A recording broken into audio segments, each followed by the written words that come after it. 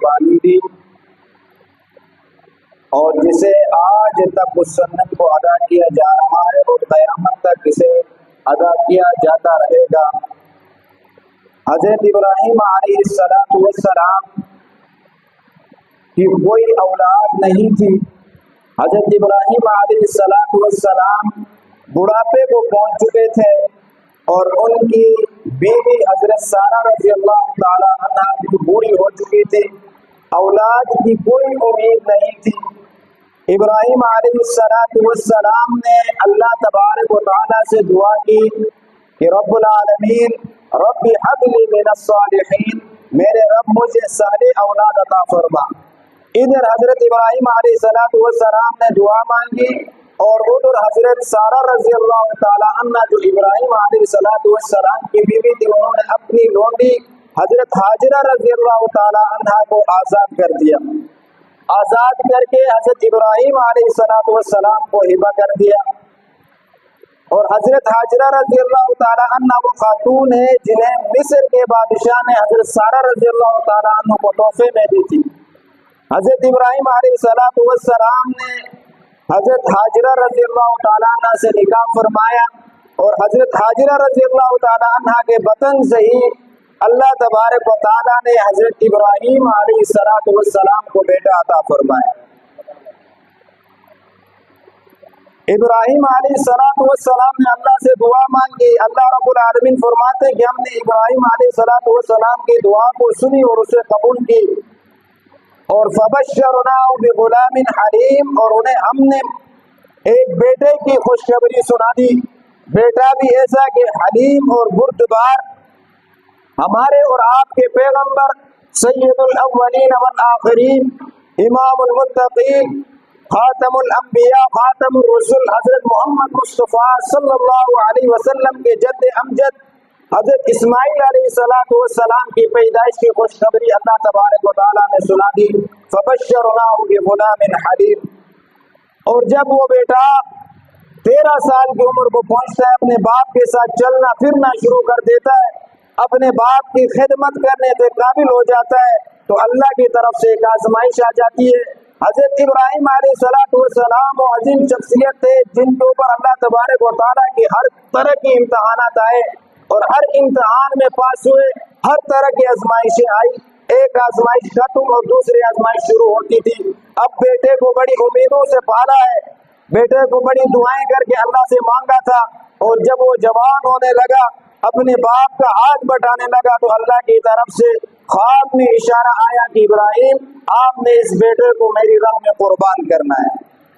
ابراہیم علیہ السلام نے 3 راتیں مسلسل خواب دیکھا کہ اپنے بیٹے حضرت اسماعیل علیہ السلام کو اللہ کی راہ میں ذبح کر رہے ہیں، اور انبیاء کا جو خواب ہوتا ہے یہ سچا ہوتا ہے۔ باقی تمام عالم اسلام، تمام انسان جب سو جاتے ہیں تو نیند ان کے دل کے اوپر بھی غالب ہو جاتی ہے اور ان کی آنکھوں کے اوپر بھی غالب ہو جاتی ہے اور ان کا کوئی ہوش نہیں رہتا ہے، لیکن جب انبیاء علیہ السلام سو جاتے ہیں تو ان کی آنکھیں سوتی ہیں اور ان کا دل بیدار ہو جاتا ہے۔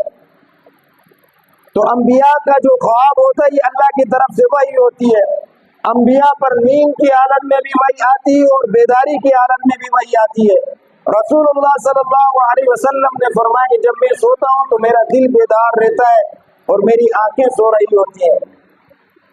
تو ابراہیم علیہ السلام 3 راتوں سے مسلسل ایک خواب دیکھ رہے ہیں کہ بیٹے کو اللہ کی راہ میں ذبح کر رہا ہوں، اور اللہ کے اس حکم کو پورا کرنے کے لیے تیار ہو جاتے ہیں اور اپنے بیٹے سے پوچھ رہے ہیں، یا ابتی انی ارا فی المنام انی اذبحک فانظر ماذا تری، اے بیٹے میں نے خواب میں دیکھا ہے کہ میں آپ کو اللہ کی راہ میں ذبح کر رہا ہوں۔ اب پوچھنے کا مطلب یہ نہیں کہ ابراہیم علیہ السلام اللہ کے حکم کو پورا کرنا نہیں چاہتے، پوچھنے کا مقصد یہ تھا کہ اپنے بیٹے سے امتحان لینا، اپنے بیٹے کو آزمانا کہ بیٹے کے دل کے اندر اللہ کے حکم کی اہمیت زیادہ ہے یا اپنی جان کی اہمیت زیادہ ہے۔ اور بیٹا بھی ابراہیم کا تھا، رسول اللہ صلی اللہ علیہ وسلم کے جد امجد، انہی کے نسل سے ہمارے اور آپ کے پیغمبر صلی اللہ علیہ وسلم نے آنا تھا۔ بیٹے نے جواب دیا، یا ابت افعل ما تؤمر، ستجدنی انشاءاللہ من الصابرین، اسے کر گزریے، اللہ کے فضل و کرم سے آپ مجھے صبر کرنے والوں میں سے پائیں گے۔ اب دونوں باپ بیٹوں کی یہ گفتگو قرآن مجید اس کا پورا نقشہ کھینچ رہا ہے۔ اللہ تبارک و تعالیٰ فرماتے فلما اسلم، اسے کہا جاتا ہے جو جھک جائے اللہ کے حکم کے آگے، اللہ کی فرمانبرداری کے سامنے، اللہ تبارک و تعالیٰ کے احکام کو پورا کرنے کے لیے اللہ کے آگے دونوں باپ بیٹا جھک جاتے ہیں۔ اور ابراہیم علیہ السلام اپنے بیٹے اسماعیل کو لے کر مینا کی طرف جاتے ہیں، جہاں قربان گاہ ہے، جہاں قربانیاں کی جاتی تھی۔ جب ابراہیم علیہ السلام کو مینا کی طرف لے کر گئے تو روایات میں آتا ہے کہ راستے میں 3 جگہوں پر شیطان نے راستہ روکا اور کہا کہ ابراہیم آپ بڑھاپے کو پہنچ چکے ہیں، بڑی مشکلوں سے اللہ تبارک و تعالیٰ نے آپ کو بیٹا عطا کیا، آپ جوانی کو پہنچ جائے، آپ کا ہاتھ بٹائے گا، آپ اسے قربان کیوں کر رہے ہیں، آپ اسے ذبح کیوں کر رہے ہیں؟ حالانکہ آج سے پہلے آپ سے پہلے جتنے بھی انبیاء آئے، کسی نبی کو اللہ نے حکم نہیں دیا کہ آپ اپنے بیٹوں کو میری راہ میں قربان کر لیں، تو آپ کیوں ذبح کر رہے ہیں؟ آپ کسی جانور کو لے کر جائیں اللہ کے راہ میں، اس کو ذبح کر لیں، بیٹے کو ذبح نہ کریں۔ ابراہیم علیہ السلام بھی پیغمبر تھے، سمجھ گئے کہ شیطان ہے۔ ابراہیم علیہ السلام نے 3 مقامات پر شیطان کی بات نہیں سنی اور اسے منہ توڑ جواب دیتے ہوئے اس وقت 7 کنکریاں اس پر ماری 3 مقامات پر۔ اور ابراہیم علیہ السلام نے آج جو جتنے بھی حجاج وہاں ذی الحجہ کے مہینے میں حج کے دوران 11 اور 12 ذی الحجہ کو جو 3 مقامات پر کنکریاں مارتے ہیں، یہ ابراہیم علیہ السلام کی سنت ہے۔ اللہ تبارک و تعالیٰ کو ابراہیم علیہ السلام کا یہ عمل اتنا پسند آیا کہ اسے حج کا ایک رکن قرار دے دیا۔ اور جب قربان گاہ میں پہنچ جاتے ہیں تو حضرت اسماعیل علیہ السلام باپ کو وصیت کر رہے ہیں کہ ابا جان میری کچھ گزارشات ہیں۔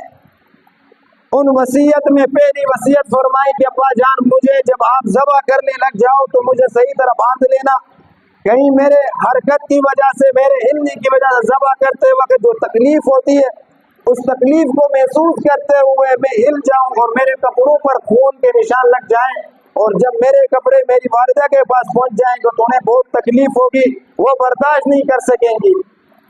اور دوسری وصیت فرمائے کہ ابا جان جب مجھے ذبح کرنے کے لیے لٹاؤ تو سیدھا مت لٹانا، پیشانی کے بل لٹانا، کہیں مجھے سیدھا لٹاؤ گے اور آپ میرے چہرے کو دیکھ کر ذبح کر رہے ہوں گے، اور کہیں آپ کے باپ کی شفقت دوبارہ ابھر نہ جائے، باپ کی شفقت دوبارہ جاگ نہ جائے، کہیں آپ اللہ کے حکم کو پورا کرنے سے رک جائیں، اس لیے مجھے پیشانی کے بل لٹا دینا۔ تو اللہ تبارک و تعالیٰ فرماتے فلما اسلم، جب دونوں باپ بیٹے اللہ کے حکم کے آگے جھک گئے، وَتَلَّهُ لِلْجَبِينِ، اور ابراہیم علیہ السلام کو پیشانی کے بل لٹایا اور ذبح کرنے لگ گئے تو چھری نے کام چھوڑ دیا۔ اب اللہ کے حکم کے آگے چھری کی کہاں چلنی؟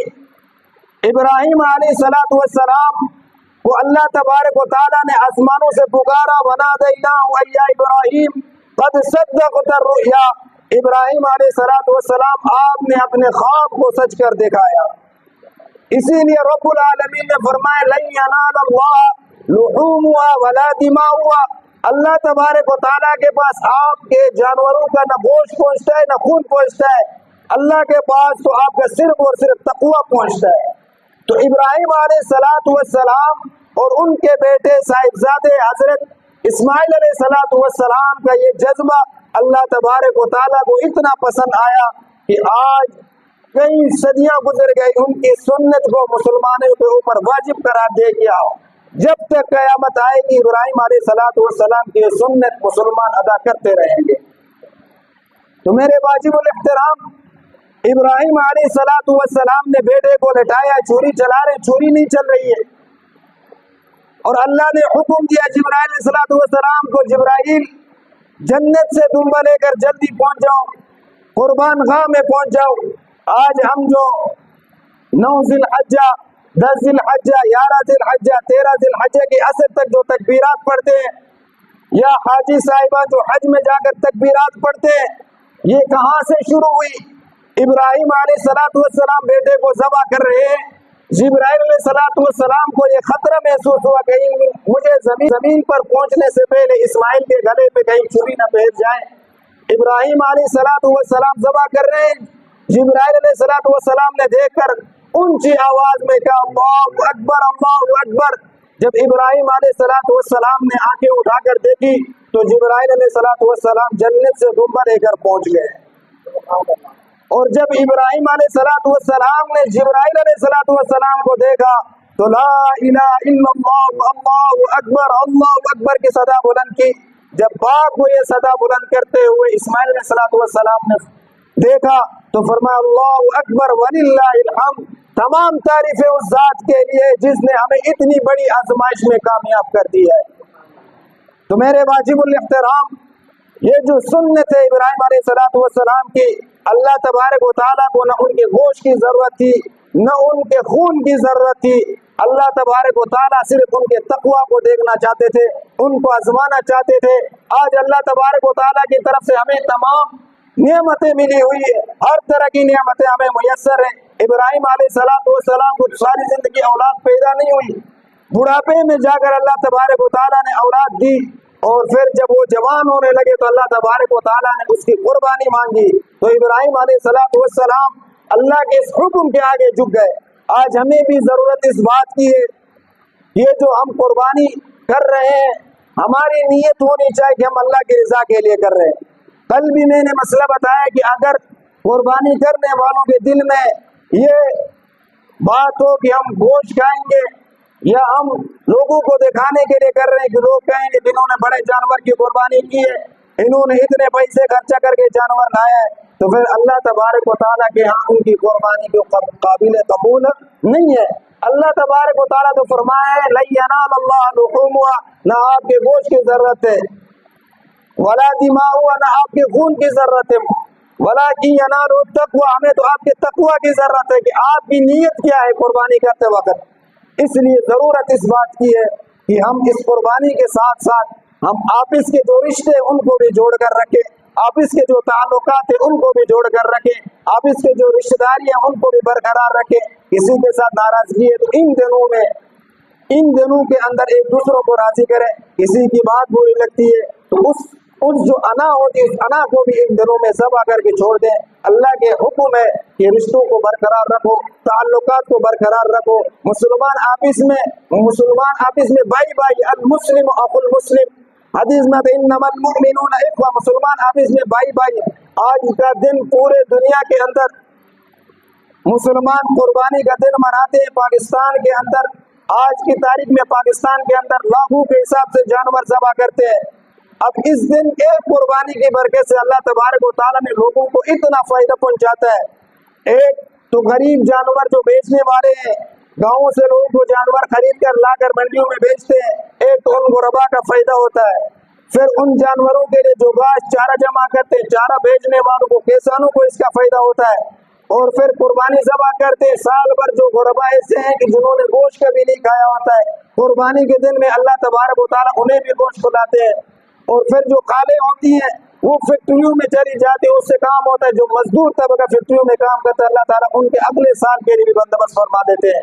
تو ایک قربانی کی وجہ سے اللہ تبارک و تعالیٰ نے پورے سال کا نظام بنایا ہوا مسلمانوں کے لیے۔ تو ہمیں بھی کوشش کرنا چاہیے کہ اللہ تبارک و تعالیٰ کی جس طرح ہم عید کے دنوں میں مجمع بناتے نماز کے لیے، ہم اپنی 5 وقت کی نماز پڑھ لیں، اللہ تبارک و تعالیٰ کو راضی رکھیں، رسول اللہ صلی اللہ علیہ وسلم کی سیرت کے مطابق زندگی گزاریں۔ اللہ تبارک و تعالیٰ ہمیں عمل کرنے کی توفیق عطا فرمائے۔ وآخر دعوانا